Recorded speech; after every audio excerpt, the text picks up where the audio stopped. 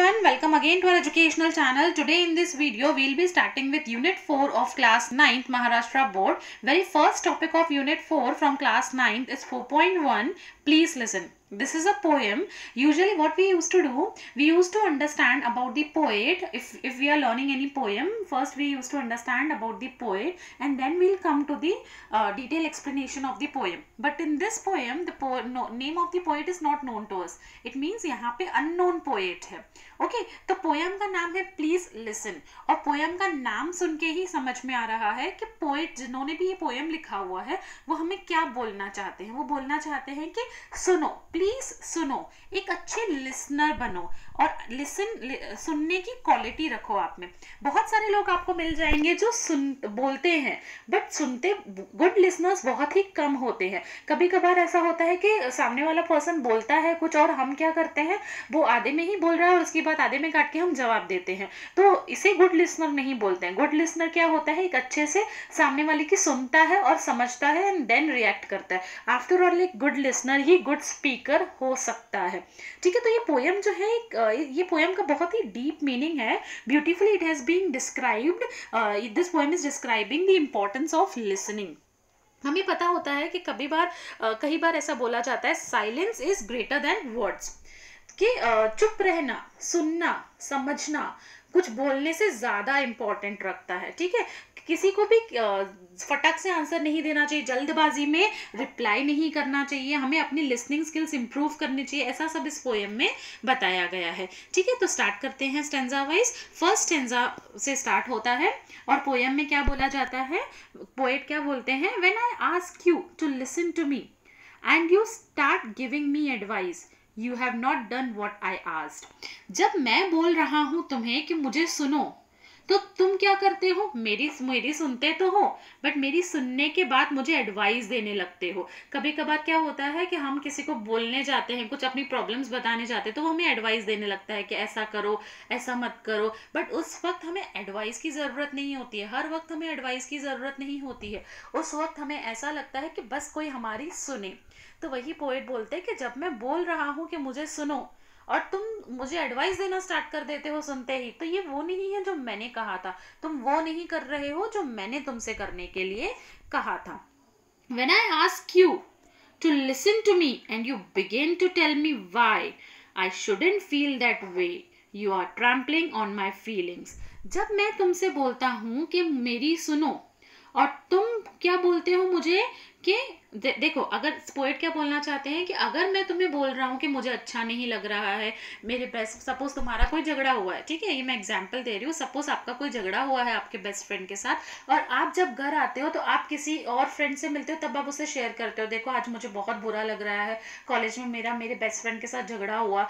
तो आप क्या एक्सपेक्ट करते हो कि वो आपकी प्रॉब्लम सुने, बट वो आपको बोलने लगता है, अरे तू ऐसा क्यों फील कर रहा है, तुझे ऐसा नहीं सोचना चाहिए, तुझे बुरा फील नहीं करना चाहिए. तो वही पोएट बोल रहे हैं, अगर मैं तुमसे बोल रहा हूं कि तुम मेरी बात सुनो बट तुम मेरी बात सुनने और समझने के बजाय तुम मुझे बोलते हो कि मैं जो फील कर रहा हूं मुझे वैसा फील नहीं करना चाहिए, तो इससे तुम मेरी जो फीलिंग्स है उसको कुचल रहे हो. ट्रैम्पल करना मतलब क्रश करना. तुम मेरी फीलिंग्स को कुचल रहे हो.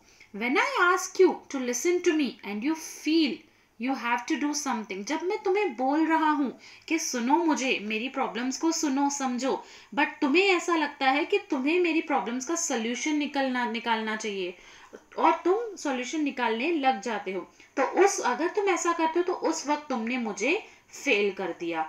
क्यों फेल कर दिया? क्योंकि तुमने मुझे जता दिया कि मैं अपने प्रॉब्लम्स का सॉल्यूशन नहीं निकाल सकता हूँ और तुम्हारे पास मैं इसीलिए आया हूँ क्योंकि मुझे सॉल्यूशन चाहिए, बल्कि ऐसा नहीं है. मैं क्या चाहता हूं कि तुम मेरी प्रॉब्लम को सुनो. तो अगर तुम ऐसा करते हो, मेरी प्रॉब्लम्स का सॉल्यूशन निकालते हो मुझे समझने के बजाय, तो तुम मुझे बहुत ही अजीब सा फील करवा रहे हो. Strange as they may seem. Listen, all I ask is that you listen. सुनो, मैं सिर्फ इतना चाहता हूं कि मुझे सुनो.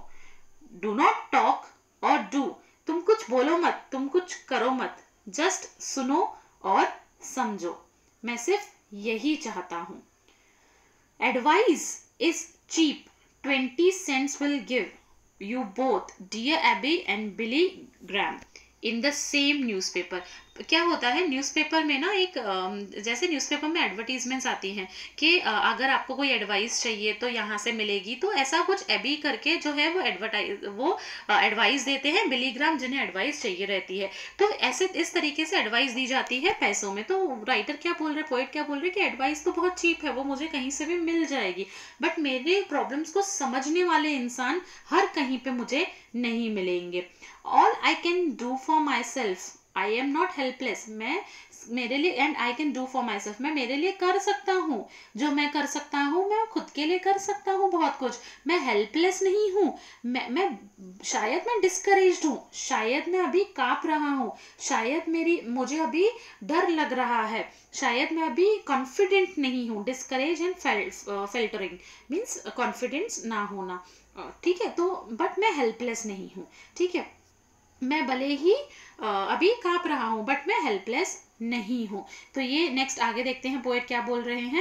When you do something for me that I can and need to do for myself, अगर तुम मेरे लिए ऐसा कुछ करते हो जो मुझे खुद के लिए करना चाहिए, and you contribute to my fear and inadequacy, अगर तुम कुछ ऐसा करते हो जो मुझे खुद करना चाहिए खुद के लिए, तो इसका मतलब क्या है, तुम मेरा डर बढ़ा रहे हो और मेरी इनसफिशिएंसी बढ़ा रहे हो, तुम ऐसा जता रहे हो कि मैं खुद के लिए कुछ नहीं कर सकता।